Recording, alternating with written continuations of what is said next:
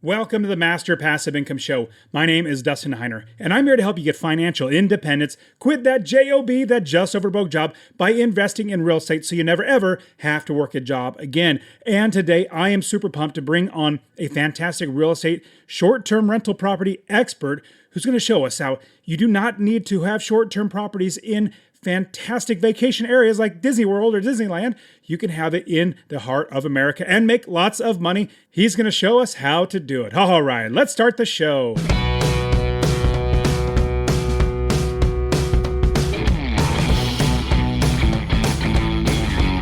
Welcome to the Master Passive Income Podcast, where we talk about investing in real estate with a special focus on making enough money so you can quit your job and live the dream life. And now, here's your host, Dustin Heiner. What's going on? Super blessed as always to have you here on the show with me. And recently I went to a conference. Now you guys know I have my conference, the Real Estate Wealth Builders Conference. Well, the reason why I have that conference is because I go to conferences for my business. Now I will tell you though, I don't go to other real estate investor conferences. And the big reason, it's not because it's competition, it's because they're all sales pitch. You know, there's like big sales, or person in the front, like they'll hire somebody, pay him 20 grand to come in and speak from the stage, and they'll be all hype and sales. Then they'll say, run to the back. It's normally $1 billion, but it's $1,000 today. So that's why I don't go to real estate conferences. But I do go to other conferences for fun and learning about business and getting better and meeting people. I just came back from PodFest, a podcasting conference, and it was super, super awesome. There's some great things coming for the Master Passive Income podcast, as well as Master Passive Income in general that I can't share with you now, but I am super excited. I haven't actually been this excited since I started RubeCon, the Real Estate Wealth Builders Conference. I haven't been this excited about building something. Well, Master Passive Income is actually growing and things are going to be happening, and I'm super pumped. But I went to this conference and networked and met some awesome people, learned a ton about how to do what I want to do in my business, how to do it right. Same thing with like creating YouTube videos or writing articles, writing books. I go to other conferences where I learn how to do my business better. That's why I have RubeCon, is to help you, but I also even learn a ton from other people how to invest and how they invest. Now, the reason why I share this is I had my good friend Kirby Atwell. He's speaking at RubeCon. He does short-term properties, and he is amazing when it comes to short-term rental properties. I think he has like 21 short-term properties, but like I said in the intro, he literally does not go and spend, let's say $500,000, $600,000, $700,000, $800,000 in like Hawaii, which that'll probably just get you a little condo there, or like in Orlando, where you're trying to get these huge mortgages and try to hopefully get enough money from all these nights that's being rented out. And I had my friend on this show, and he is walking me through how he does it. And I said, you know what? We just need to actually record an episode right now. So I got these little microphones out, like little lapel mics I use for YouTube. And we just started recording. But here's what's fun. You're going to be hearing at Master Passive Income, like the podcast. So I'm kind of tired of listening to podcasts where it's a question and answer. The host asks a question, then the guest responds, and then they ask another question, and then a response, and then another question, and then a response. It gets boring. And I mean, it's good, don't get me wrong, but the podcasts that I like are the ones where it's more of a dialogue. Now, I'll definitely say Joe Rogan he started that, it seems like, started that whole trend, and now all the podcasts are going that way. But here's the big thing. I just enjoy listening to it. And so you're going to find out in this episode, as well as new episodes that are going to be coming when I'm doing a guest interview. I have so many amazing friends that I just want to get them on the radio or the podcast and talk to them and have a good time and just see where the conversation goes. Now, we're going to talk about real estate, obviously, but who knows? Like I had Felipe on the show, a good friend of mine, Felipe Mejia, and we just started talking about parenting because that's where the conversation went. And it was super enjoyable for me. Hopefully it's enjoyable for you. But with that, same thing with this episode as well with my guest. It is so much fun being able to bring on amazing people to introduce you to them so that we can all make real estate investing better for everybody. And that's what RubeCon's all about.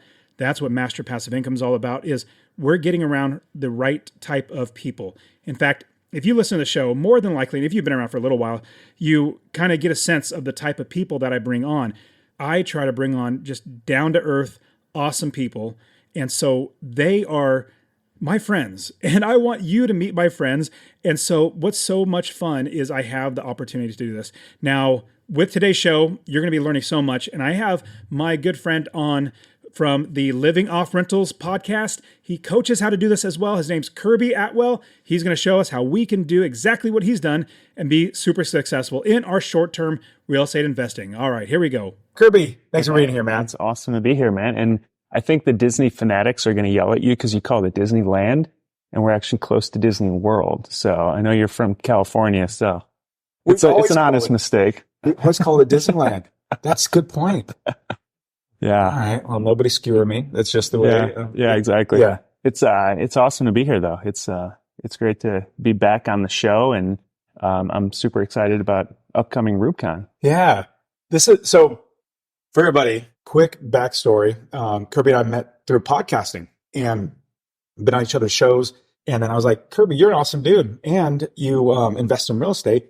How about we have you come speak at RubeCon? And then fast forward, friendship. And now I was going to a podcasting conference called Podfest, great conference. And I said, hey, Kirby, you want to come to Podfest? And we get a big Airbnb. So if you're watching this on YouTube, you can see that this is our Airbnb. And it's fairly huge. And it feels like this whole tiny little city that they build of just cookie cutter homes of 8 bedroom, 8 bathroom, pool, jacuzzi, and just game room. Yeah. Like they turn the garage into a game room, but it's made for Disney World. Disney World. But anyways, so then Kirby is going to be speaking at RubeCon, the Real Estate Wealth Builders Conference. Been there every year now. So it's our 3rd year. Yeah, last 2 years were amazing. And I've been investing for over a decade at this point. 2012 is when I really, or 2011 when I really dove into it kind of full time after I got out of the Army. And I feel like, I've learned a lot the whole time, but each time I've gone to RubeCon, I've walked away with new things that I want to implement. Either it's new tactics or new strategies, because there's such a diverse group of speakers there. It's awesome. And then having different asset classes. I love residential. So four units and below residential properties long-term, because I don't have to even think. I don't do anything and I make money, which is great. But at the same time, there's so many other great asset classes out there that you can invest in, and then finding the right people that you can work with, get coaching or whatever it might be. But anyways, I want to talk about you invest in Midwest, a lot of properties in the Midwest and short-term properties. But most people think, well, don't you have to have a destination for these short-term properties? And we'll jump into this, but I want you to talk about Midwest. But then at the same time, we're literally here in Orlando for Disney World, and you're looking at this Airbnb, which we're paying, $500 a night for. You're probably thinking they're not cash flowing, which we got to talk about. But anyways, tell me about these in the Midwest, not destination locations that are good short-term properties. Yeah, and I'm going to go through this in detail at RubeCon, but this is probably the hardest thing for people that I work with to get beyond, is this mindset of, well, who the heck is going to rent in Indiana? Who's going on vacation in Indiana? And you got to get beyond the fact that it's not just vacations. I think there was 300 million bookings on Airbnb last year. A lot of those weren't vacation. It's just any reason that somebody travels. And so if you think about it, if you can find these pockets where you can buy a property really inexpensively, but yet there's enough of a population, so maybe outside of a larger city in the Midwest where properties are on sale, you can, and also if you buy multiple units, now all of a sudden the cash flow is through the roof, the net cash flow that you're actually putting in your pocket. So I just did an analysis of this property, which is a $1.5 million new build, compared to a relatively low cost multi-unit in the Midwest being used as a short-term rental. And even if the numbers are much lower gross numbers, the net numbers actually are substantially higher in the cash flow. Profit wise. Exactly. For everybody listening. The cash flow. Yeah. So, but we're okay. So, we're here in Orlando and yet hopefully a lot more occupancy, it seems like, because it's So, I mean, but when you're walking through it, I'm paying $500 a night. They have a huge cleaning fee because there's a lot of, this whole place is huge. Yeah. Help me to understand how that would actually work out, that you would make more money in the Midwest and, a 3 or a triplex, and then you have all Airbnb as well. Yeah. So what I focus on is freedom. Like I left my job 2.5 years ago. And my main goal has always been around cash flow. Not initially. Initially I was flipping and didn't realize this was going to be a treadmill I'd be on forever. But then eventually I realized cash flow was the key to freedom. I didn't want to work forever. So you can buy, I think the allure of this investment is you can buy it for 1.5 million and you're hoping that it appreciates over time. And if it does 10%, that's $150,000. That's great. But you can't live off that $150,000. That's going to be in your, you get that when you retire or sell the property or whenever you cash out. What I want is cash flow. And so if you look at this one, say $500 a night even at a 70% occupancy, you can multiply that out. That's like $130,000 a year of gross income. But then you look at the mortgage on 1.5 million. You look at the pool cost to maintain that. You look at the size of this place, like you said, the cleaning fee, all the expenses that go into it, the taxes on a $1.5 million house. Compare that to like a triplex, like our most recent deal was a $300,000 property, $160 nightly rate. So nowhere close to it, but that's per unit. So you got 3 of those coming in. So even at a lower occupancy, 65% occupancy, you're looking at $113,000 of gross income. But then you look at our mortgage on $300,000 property and our taxes, and we don't have a pool, and the expectations of the guests are much lower, so we don't have as many refunds. And so all of that, our expense ratio is much lower, so that the amount of cash we're sticking in our pocket on a monthly basis it just blows it out of the water compared to this, where I don't think they're going to cash flow at all. The play here is you just hope for appreciation long term. How'd you get into doing the short term? Now, obviously, we know there's a lot of people that actually do short term now. But when I first bought my first property, I was like, okay, the only thing this was in 2006. There wasn't Airbnb. There wasn't. I think that VRBO might have been around. The internet was invented, right? Yeah, totally. It was, but it was so limited. AOL was dial-up probably. But anyways, it was for me. It was like, man, long-term properties, because I didn't want to have to worry about. How did you get it? Did you jump right into the short term? I wish. I mean, if I could go back, if I could start because Airbnb, I think, really started around 2010, but it really didn't pick up steam till like 2014, 15, 16. So I started flipping because I got out of the Army and I was like, I don't have access to financing. They didn't have these DSCR loans, which are basically 30-year fixed loans on a rental property. Back then, they just didn't exist. So I was like, well, I'm going to flip because it seems like that's how everyone's making money. And scaling a flipping company is a very tough proposition. You're working a job. I mean, when you think about it, absolutely. Flipping, if you don't flip that next property, you're not going to make any money. How are you going to feed your family? Exactly. And you never get ahead because there's no recurring income. So it's not like when you buy a house, that's you make, say you make $500 a month of cash flow.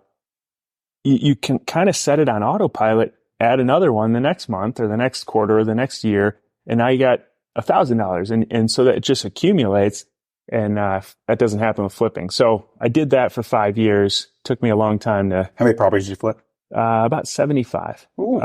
Midwest too? Yeah, all around Chicago, in the suburbs. We started with more affordable, which actually worked better. And then we got into luxury because we were like, well, if a $300,000 house works well, $1 million house works much better. And learned a lot of lessons there. And finally I got in, I realized this was not a long-term, this wasn't going to get me to my goal of financial freedom.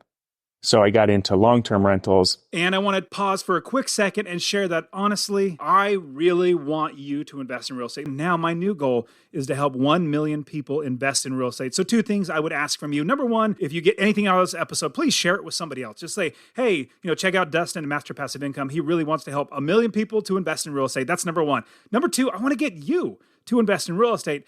Get my real estate investing course absolutely for free. Text the word rental, RENTAL, to 33777. rental to 33777. I'll literally give you my course, show you how to find an area of the country to invest, how to build the business first. You know, I always talk about that, and how to find the right properties, how to make sure you're getting experts to do the work for you, and scale the business to where you're making $250 or more in passive income. Scale it to quit your job. I'll literally get it to you, or go to masterpassiveincome.com/free course. Obviously, it'll be in the description, but I really, really want you to invest in real estate, because the more that actual normal everyday people own real estate that are good landlords, the better everybody's life gets. And then just discovered this strategy by moving to Indiana from Chicago, and had this empty basement, this walkout basement, and decided to turn it into a one-bedroom apartment. This was 2017. Got it. 2017. Yeah, so we turned it into a one-bedroom apartment. You're living upstairs. Yeah. The basement had a door that you go down. Yeah, separate entrance outside. So, I mean, it didn't impact our lives at all. We had no clue what we were doing. We finished it right before Memorial Day, rented it, put it on Airbnb, and we booked it the whole summer right away. And we made $22,000 that summer. And so we were like, that's like more than the mortgage payment. Yeah. It was probably about 2/3 of our mortgage payment. Okay. But it was more than I was making on a lot of single family houses that I owned that were long-term rentals at the time. So I thought, is there a way to scale this? And so I started looking at other towns nearby and experimenting, learning lots of lessons and doing it the hard way, which is how I help people now, because I basically just tell them all the things that I made mistakes on and what to avoid. So I've done so many mistakes.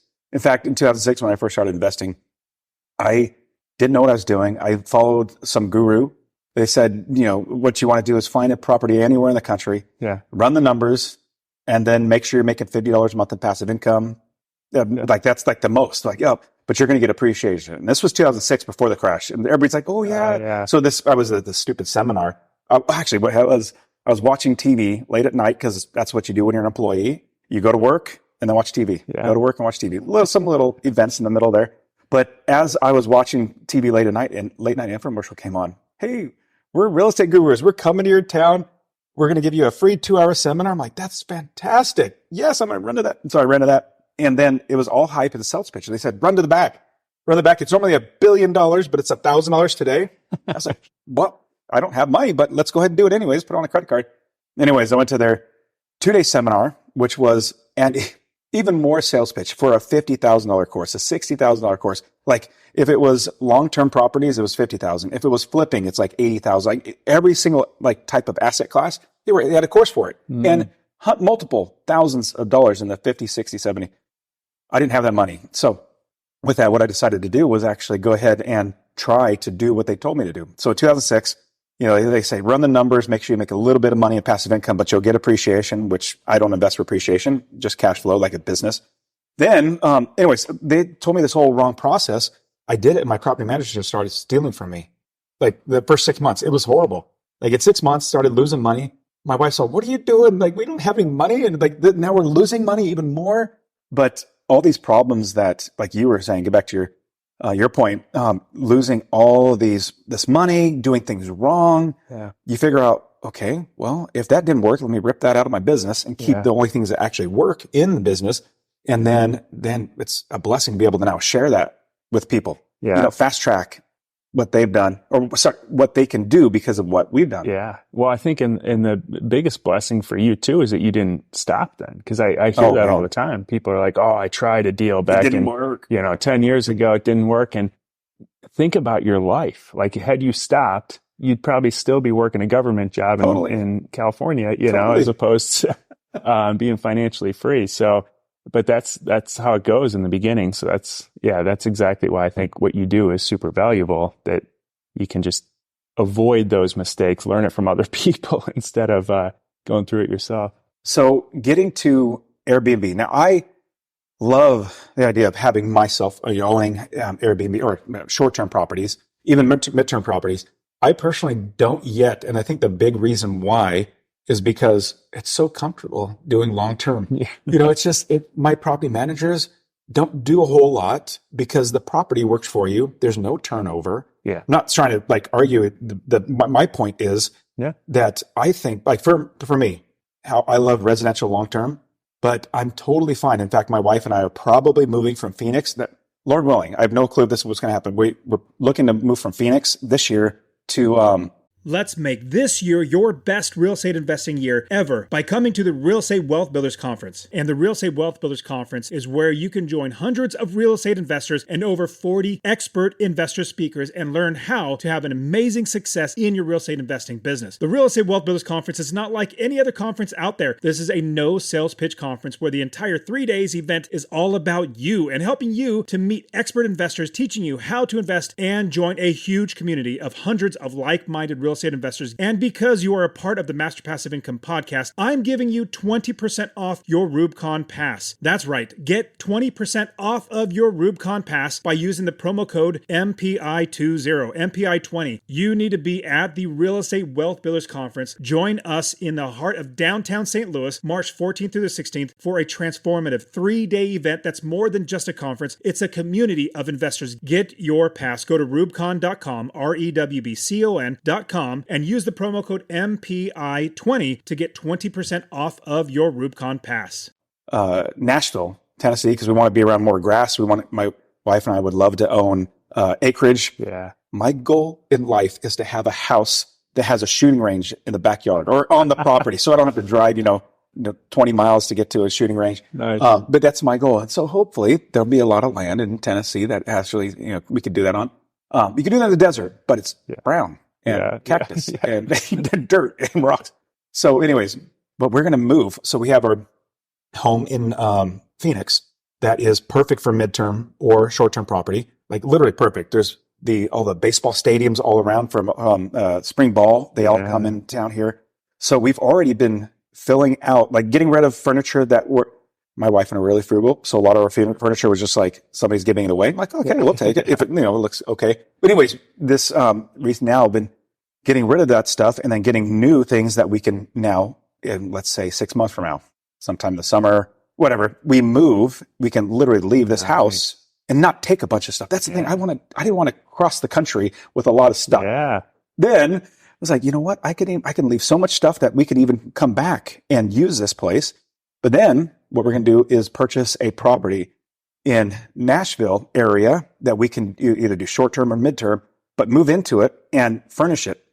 Basically, like you're flipping a house. Like you can live in it while you're flipping it, and then you move out and have somebody, if you flip it. But same thing, we're going to buy the house and furnish it for short-term or mid-term properties, and then keep doing that. So I personally like just my own risk tolerances, like 80% of my portfolio in long-term, because I literally don't think it just makes money consistently. Yeah. Rent scope over time. But then 20% of my portfolio being in short-term, because you make a lot more money. Yeah. Now, what are your thoughts? Like portfolio-wise, it sounds like all yours are short-term. Yeah. Do you ever see yourself doing long-term? It's interesting. And I think one of the cool things about real estate, it kind of aligns with this, but I just saw I forget who it was. I just saw somebody talking about how your portfolio, like we're taught your portfolio should be diversified, but your portfolio should match your expertise, And Totally. So to me, I've tried stocks, I've tried other things, and it just wasn't my cup of tea. But once I discovered this strategy, I went all in. I had 24 long-term rentals at the time. I sold them off.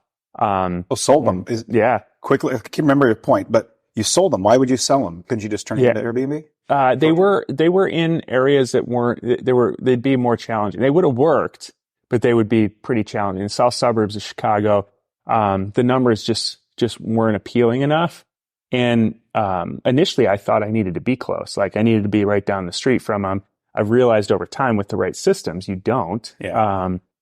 So I focus. And what I advise to people is like dive in on one sector, but not that my strategy is the way for everybody. Like I see what Zach's doing with the lease option properties, and I'm like, man, that's so smart. Like he's making a killing. Yeah. If anybody doesn't know, like if you're watching, listen, as Zach, he's a part of Master Passive Income as well. He does lease options or rent to own, but he has no expenses. Yeah. Because the tenant is actually buying the property from him, and you take care. If there's a roof leak, you got to fix that. Like, consider me the bank. Yeah. Wow. And with lots of properties, no expenses. Yeah. Rents go up. Yeah. It's cash flow. Exactly. So So I see that, or with Seth Williams doing the land flipping and stuff. And these are I wanna really be Seth. interesting. Yeah. Yeah, that got me. I was like, oh, I want to invest like Seth. Yeah. So, I mean, there's so many interesting strategies that a lot of the speakers at RubeCon do. And it can be distracting if you let it be.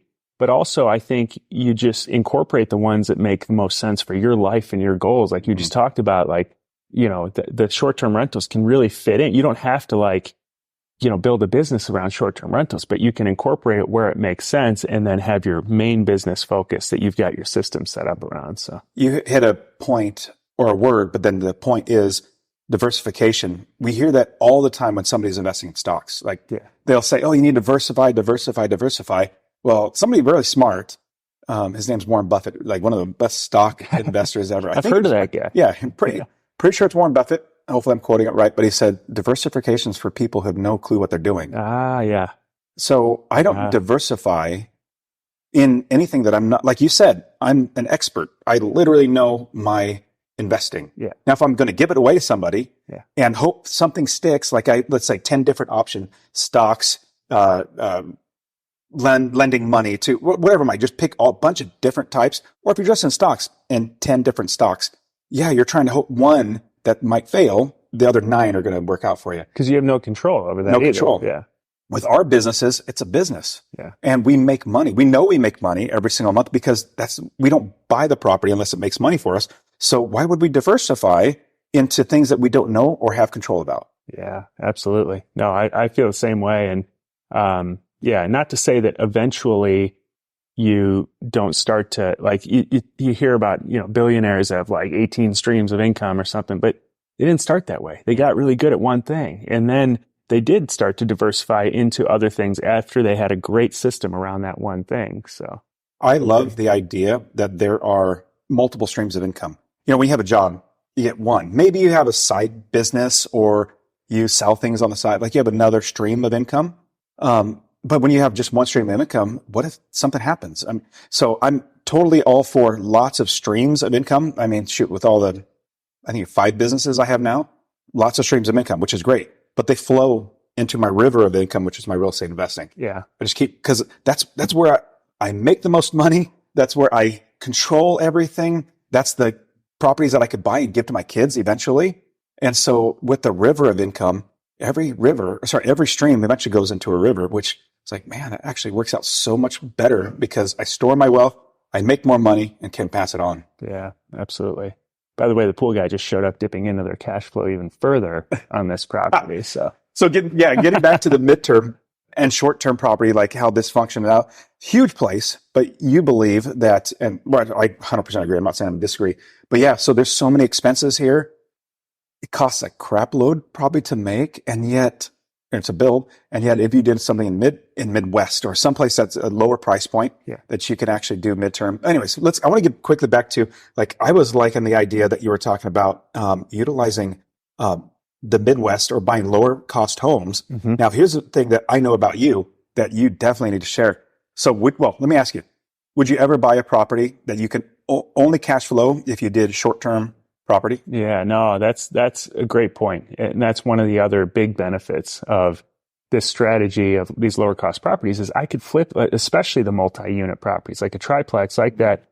That thing would cash flow really well as a long-term rental. So either way, we're in a really good position. And I probably wouldn't do a true long-term rental. I'd do either a furnished long-term rental or midterm rental, which is the strategy we use in the off season typically when, the price points are lower. We can rent it out to a nurse or a worker or somebody who just needs like a 6-month lease. And we can get a lot more than what we'd make as a long-term rental. Makes sense. We have, over here last night, friends of mine, Dennis and Vanessa, they have a property in Phoenix, and in Phoenix, they were living in it. And they said that I've been talking to him for, I don't know, 3 or 4, maybe even 5 years.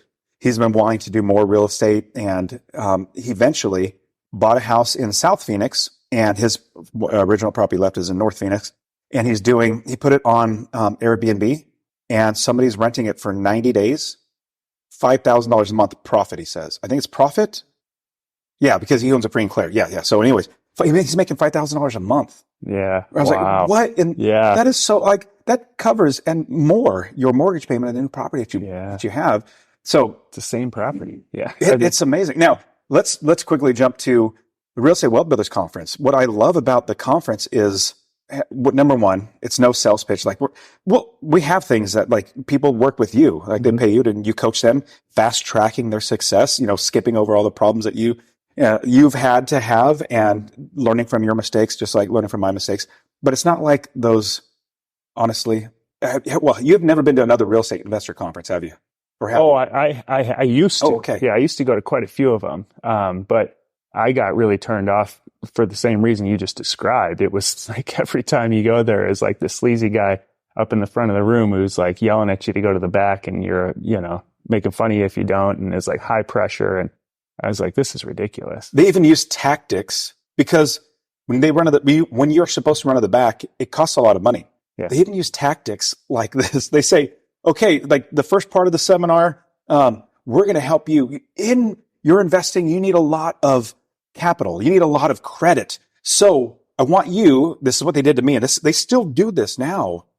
Now I'm going to knock this business model, but if anybody does it still, I don't want to go to your conference. Yeah. But they say, go and call up every single one of your credit cards and get them to raise your credit limit. Yeah. But this is for your benefit. Yeah. It's your benefit because you can use this in your real estate investing. Little do you know, you come back, let's say, they even did this. Whoever has the most credit limit increase, you win this thing. They did that. Yes. And they still do this. There are some big name people, I won't say, that literally big name. When you think of big name, yes, big name. Yeah. I'll say this. You even had the guy on your podcast. Yeah. Well, that's the most I'll say. But anyways, well, a lot of those guys hire out a company that's just sharks. Yes. And so they take a cut of the sales. So they don't really care about, the people at all. They just want to get the sales because they're in and out. And so, I'll quickly say, I tried to advertise RubeCon, basically just letting people know about the conference so they can come to the conference and learn and not be sales pitch on his network. And he said, no, you're competition. I'm like, competition? What are you talking about? Yeah. Turns out they're in the event space too. Anyway, so getting back to it, what they do is whoever gets the most credit limit, they win a prize, but it's all to get you to have more credit to go back and buy their credit or use their credit cards, your credit cards, to buy their $50,000 things and $20,000. Like I even saw a lady 2006 when I was there, I saw a lady, literally in the back, like getting 8 credit cards. Like, okay, now this, and how about 10 on this? Yeah. Dude, you're just, It's rough. And so what I didn't want was that. I was like, if I'm going to go to any conference, I don't want it to be that. Yeah. And then I thought, you know what? Why don't I create something that I want to go to myself? So with RubeCon, we have so many amazing real estate investors who are successful themselves that are personally seeing the vision of helping people and seeing the idea that, you know what? We can help people and get them to, like another human being, helping them to become financially independent, invest in real estate, get something that they really wanted. That is such an appealing thing for me, that because we're investors. Of course we make money on the coaching. If you want my time, you're going to have to pay for my time. If I wasn't going to get paid, I would just hang out with my wife, kids, and just go travel and do all that sort of stuff. But at the same time, there's so many other great things about bringing people together. And with that, you have the community, you have other asset classes and experts in those asset classes that can teach you. So tell me about you've been coming 2 or 3 years. What have you seen yourself? Because I know you did quickly mention that you get ideas. Oh, I can implement this. Mm-hmm. But on top of that, you coming and teaching, talk to me about like your view of the community, the people that come there, and the type of environment that we try to build. Yeah. It's kind of the opposite of what you described, in terms of high pressure and stuff. It's every speaker there understands your value. That's why I agreed to speak initially when you reached out, because I was like, I know your values, they align so well with mine. And so I know this is going to be a place I want to be. And so you attract other people like that. And so then there's a whole community built around high values, providing high value. And so that's what each session is. And so you can kind of pick and choose as you work through the day what strategies interest you. And there's so many takeaways. It's not like this just general fluff knowledge. Like there's really actionable takeaways you can take away from these different sessions. And so that's what it's been. And this year for my talk, I'm going to be backwards planning into how you can make $10,000 a month of cash flow in a relatively simple fashion. So we're going to talk through the step-by-step process of getting there. And I wanted to make it as actionable as possible, as specific as possible. So I'm super pumped to be there. I need to go to your session. Get to $10,000. Yeah. Yeah. And then, I mean, honestly, like even doing the midterm or short-term properties, like, I mean, of course, it's really not rocket science, but if you can get around somebody like you that has done it, that can say, hey, this is, if you go down this path, this is probably the direction you go because I've done it and this was the outcome and I don't see another way. Let me give you other options that you can choose from. That's what now, whenever I do anything new, like creating this conference, creating the Real Estate Wealth Builders Conference, I didn't think, let me just do it myself and figure it out. I literally called up my friends. I have 3 friends that have really big conferences, 2,000, 3,000 person conferences. And I, quote unquote, pick their brain. But they're awesome people and they're friends of mine. So hours of me just talking to them, getting lessons from them. And there's not very many people that own conferences. And so, they were excited because another person's doing conferences. Yeah. We're nowhere near competing. One's podcasting, or 2 are podcasting, one's like blogging and stuff like that. But with that, I didn't want to do it on my own. I didn't want to reinvent the wheel. They've been doing it for 10 plus years. Smart. It's like, why don't I work with them and fast track my success? The first thing that all 3 of them said was, all the conference owners, what they said was, you're going to lose money the first 2 or 3 years. You're going to lose money. I'm like, what? I don't want to lose money. Yeah. I'm not in this to lose money. So, yeah, just expect that because hotels are expensive. Yeah. But anyways, they're telling me like all these tips and keys. And even one thing, like getting sponsors. You should get sponsors because it's really expensive. But these sponsors, they're good services that your attendees can use. Fast forward, basically what it came down to, they fast tracked my success because I learned from their mistakes, everything, and then their successes as well.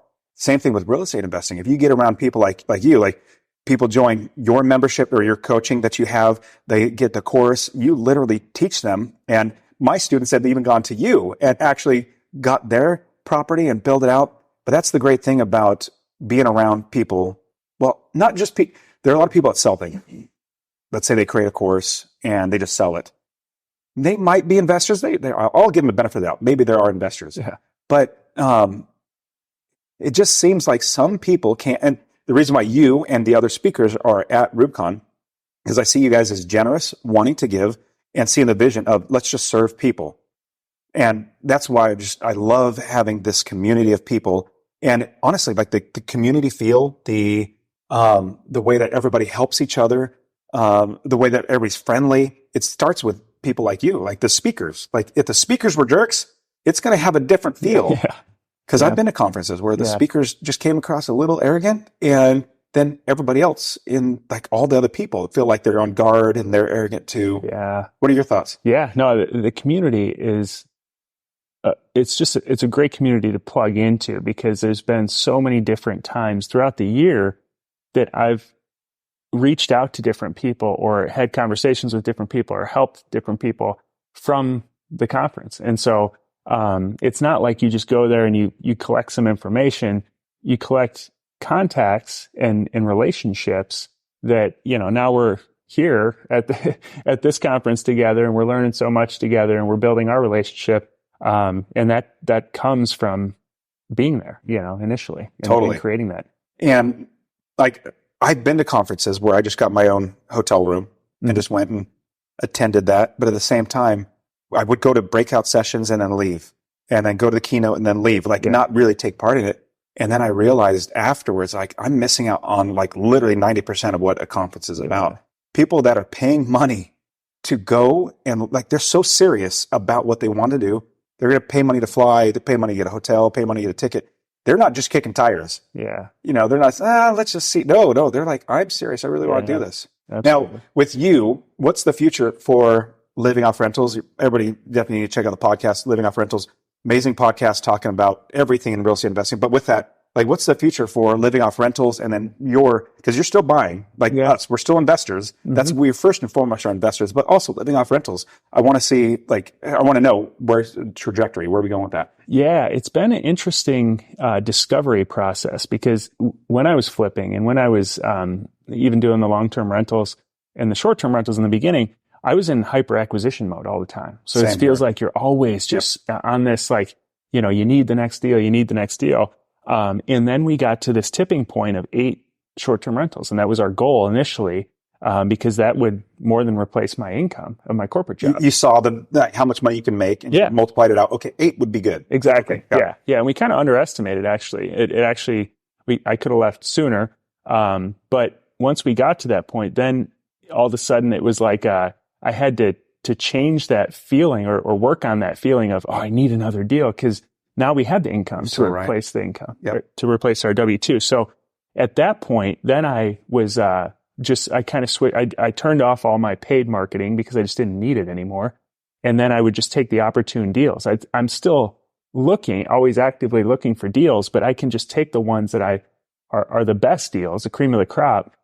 And it's been so much more enjoyable because I don't have to do all these deals that I didn't really want to do. When you're first starting, or when you have a goal of being financially independent or whatever it might be, like, you're just working hard going after it. And then eventually comes time like, wow, I attained it. And I'm now, I don't have to have the pedal to metal, full speed gas all the way down. Exactly. And we're all like very motivated. If you're motivated enough to get to financial freedom, you're still going to be doing work, you're still going to be working and doing more deals, but it's in a way that is so much easier. And so then that freed up my ability to work with other people. So now I've worked with almost 200 people personally, to help them do this as well. And it's been super fulfilling. I mean, people literally tell me it changed their life. So now my goal is to continue to help other people. We keep 1 or 2 projects going at a time. And we'll just keep adding them to our portfolio, just because it's not a huge lift. And then helping other people do the same thing. Same here. When I was able to take my foot off the gas, I felt like, well, I'm a doer too. Like, I just constantly love building, love doing things. When I was able to take my foot off the gas for my acquisition, I felt like, oh wow, like a deal will come. I'm like, it's not great. I could pass.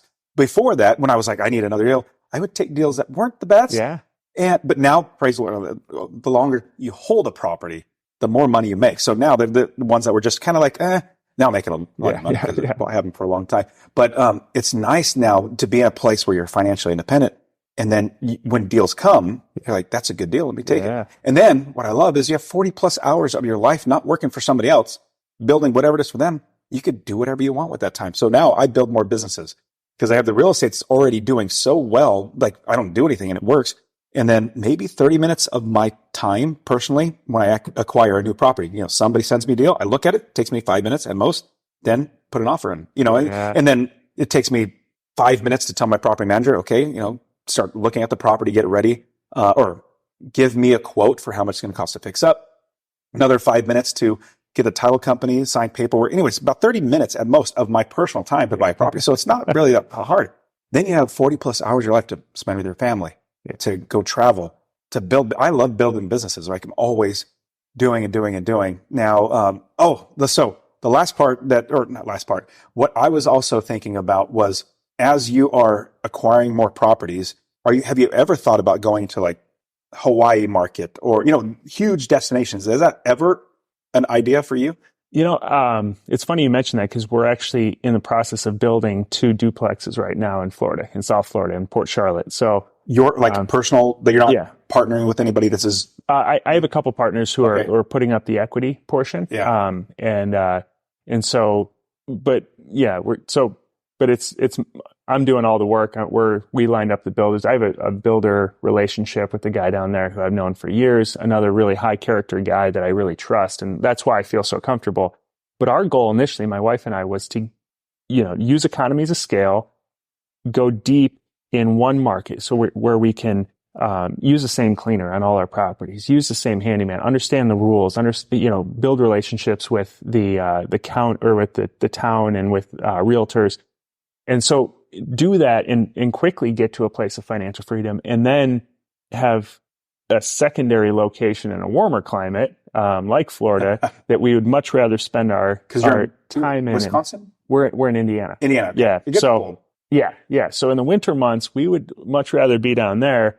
And so we can rent these out. And so we're getting, again, economies of scale with 2 duplexes. Each side sleeps quite a bit.